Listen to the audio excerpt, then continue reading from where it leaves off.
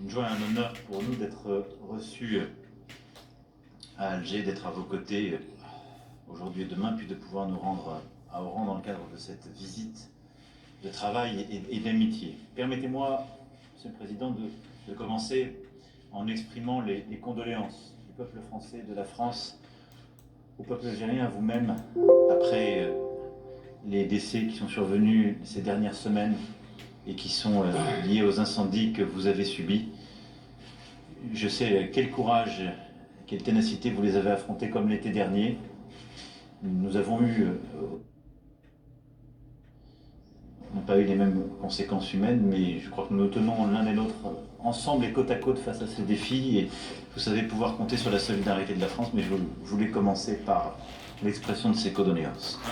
Monsieur le Président, vous avez tout dit à l'instant, en des termes parfaitement choisis, et donc j'essaierai d'écrire aux marges de ce que vous venez de dire à nos amis de la presse. Nous avons un passé commun. Il est complexe, douloureux, et il a pu parfois comme empêcher de regarder l'avenir. Et je crois pouvoir dire que notre volonté, le travail que nous conduisons depuis 5 ans en France, mais aussi les dialogues permanents que nous avons eus l'un et l'autre, m'ont à chaque fois conforté dans l'idée que nous vivons, je le crois, un moment unique qui, je l'espère, doit nous permettre de regarder en face ce passé avec beaucoup d'humilité, de volonté de vérité, de mémoire et d'histoire, et pas de nous débarrasser de ce passé, parce que c'est impossible. Ce sont des vies, ce sont nos histoires, mais de faire que ce passé soit un commun et pas quelque chose qui nous empêche. Nous en avons longuement parlé une fois encore, et nous avons demandé à nos ministres et nos équipes de pouvoir finaliser d'ici à la fin de cette visite l'écriture exacte de ce que nous avons acté, mais je crois pouvoir ici dire que nous avons d'ores et déjà décidé qu'ensemble nous mandaterions une commission mixte d'historiens ouvrant nos archives et permettant de regarder l'ensemble de cette période historique qui est déterminante pour nous, du début de la colonisation à la guerre de libération, sans tabou, avec une volonté de travail libre, historique, d'accès complet à nos archives, et de part et d'autre, et une volonté ensuite de mener cette œuvre de reconnaissance. Je crois que c'est un élément extrêmement important. C'est un élément important parce que ce que nous voulons faire ensemble, c'est bâtir l'avenir. Le passé, nous ne l'avons pas choisi. Nous en héritons, c'est un bloc, il faut le regarder, le reconnaître. Mais nous avons une responsabilité, c'est de construire notre avenir, pour nous-mêmes et nos jeunesses. Et pour moi, c'est l'un des objectifs essentiels de ce voyage, de ces échanges, et de ce que je souhaite que nous puissions conduire ensemble, pas simplement ces jours-ci, mais pour les années qui viennent. Et bâtir l'avenir, c'est décider de regarder ensemble nos défis, et de tout faire pour apporter ensemble des réponses, pour que nous aidions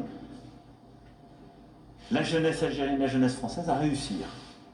Nos jeunesses chacune dans leur pays, nos jeunesses de part et d'autre quand elles décident d'embrasser les deux rives de la Méditerranée, nos jeunesses quand elles sont binationales ou héritières aussi de cette histoire, quelle qu'en soit la forme.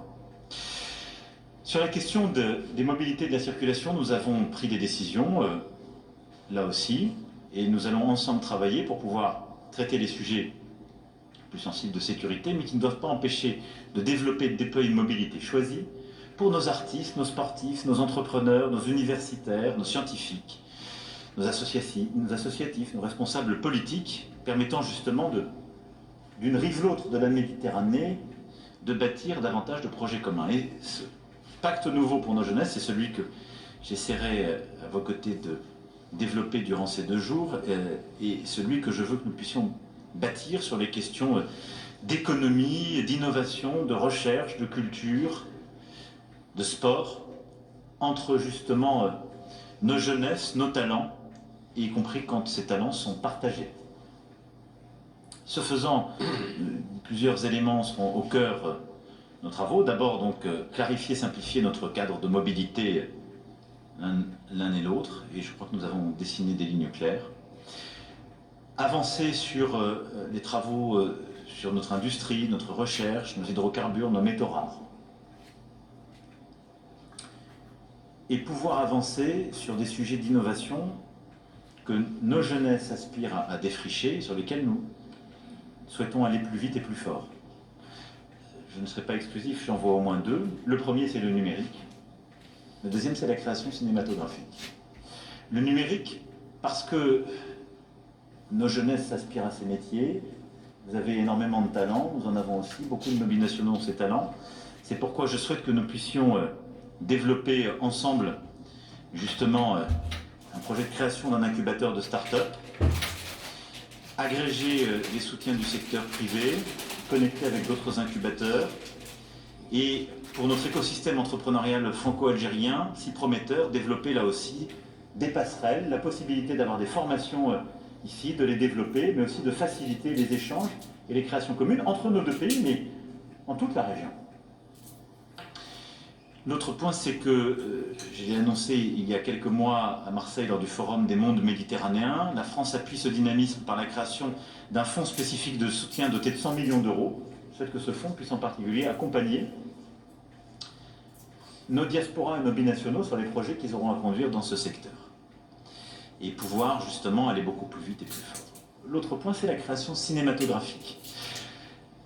La culture, l'art sont au cœur de nos imaginaires. Nous les célébrons l'un l'autre. Nous avons là aussi des talents partagés. Et il y a un an, quasiment jour pour jour, à Marseille, j'ai annoncé notre volonté de lancer des studios et justement la création de nouveaux lieux de création cinématographique contemporaine dans un monde de plus en plus compétitif. Je souhaite que nous puissions envisager, nous en avons parlé ensemble, d'avoir des projets communs, des programmes communs, d'aider l'Algérie aussi à développer des programmes de création cinématographique et de développement de studios, mais aussi de formation dans l'ensemble de ces métiers. Pourquoi ? Parce qu'il n'est d'avenir que s'il y a des récits d'avenir. Tout à fait. Et ces récits d'avenir, nous n'avons pas envie de les laisser écrire par les autres, ni ceux qui ont envie de revisiter un passé qui parfois transforme ou transfigure, ni ceux qui ont envie d'avoir un avenir obscurantiste, qui écrivent des histoires que et les uns et les autres, nous continuons de chasser de nos pays. La création joue ce rôle et elle sera au cœur de notre aventure. Le sport, évidemment, est au cœur des partenariats que nous souhaitons nouer. Je veux ici vous féliciter du succès des Jeux méditerranéens d'Oran. Notre ministre était à vos côtés il y a quelques semaines, qui a confirmé, s'il en était besoin, la place qu'occupe le sport dans votre pays. C'est une passion commune. Quand nos équipes sont sur le terrain, il se peut que parfois nous soyons d'ailleurs emportés de part et d'autre. C'est la passion qui nous anime en ce sens. Mais notre volonté est de pouvoir, là aussi, nouer des coopérations nouvelles. Nous aurons l'occasion de l'évoquer en particulier à Oran, avec des jeunes sportifs que je rencontrerai en prévision des Jeux Olympiques, mais en matière de formation, d'équipement, de développement d'ambition commune, là aussi de pouvoir avancer. Ce nouveau partenariat doit aussi intégrer des projets de coopération dans le domaine universitaire et scientifique. Nous aurons l'occasion de signer samedi avec l'Institut Pasteur, le CNRS, notamment des coopérations absolument essentielles face aux défis de demain, qu'il s'agisse des pandémies comme du défi climatique.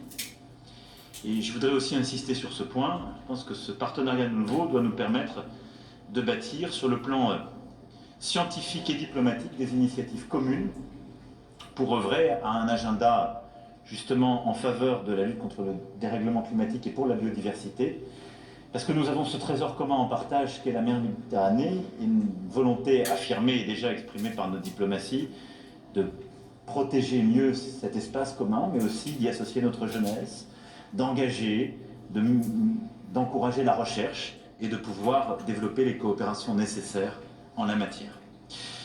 Voilà quelques-uns des axes sur lesquels je voulais insister. Ils seront évidemment plus nombreux, mais de la coopération bilatérale et de ce nouveau partenariat d'avenir que nous pouvons nouer parce que nous avons aussi décidé de regarder notre passé main dans la main avec un devoir de vérité et une volonté d'installer cette commission. Le président a parlé, et je serai très rapide pour conclure, des autres chantiers, de la stabilité régionale aux questions internationales. Les crises et les tensions régionales sont malheureusement trop nombreuses Le Sahel et le Mali sont évidemment dans les priorités de nos deux pays. Et je tiens d'ailleurs à saluer, cher Président, votre implication dans le suivi du respect de l'accord pour la paix et la réconciliation au Mali signé ici à Alger. Et cette visite doit être aussi l'occasion de renforcer notre coopération à cet égard, aussi dans la lutte contre le terrorisme, en particulier dans le cadre de ces coopérations régionales. Et je terminerai mon propos en évoquant l'Ukraine, dont nous avons parlé, nous continuerons de parler avec le président Tebboune. L'Ukraine qui voit sa souveraineté violée et son territoire occupé par une puissance impériale qui mène contre elle une guerre d'agression. Et je sais l'attachement de l'Algérie au respect des États et de leur souveraineté. C'est pourquoi mettre fin à la guerre en Ukraine doit être une cause commune. Cette crise, l'ensemble des crises qui sont le fruit de cette guerre lancée par la Russie, qu'il s'agisse de crises humanitaires, diplomatiques, alimentaire, énergétique, déstabilise profondément l'ensemble de la planète et tout particulièrement le continent africain, faisant courir des risques de pénurie. Et je crois que notre responsabilité est aussi de les traiter ensemble. Voici quelques-uns des axes que je souhaitais ici développer, mais en m'inscrivant dans le droit fil de ce que le Président mentionnait. Surtout, nous allons continuer d'échanger, de travailler, nos ministres aussi. La visite se poursuivra demain et après-demain. Mais je veux voir dans ce moment et dans ce que nous avons décidé de regarder, d'affronter et de construire ensemble une page nouvelle qui s'écrit de la relation bilatérale, si indispensable pour nos deux pays, nos jeunesses, mais plus largement pour la région et le continent. Et donc je veux vous remercier, Président, pour votre amitié, votre franchise et surtout pour l'ambition partagée. Merci beaucoup.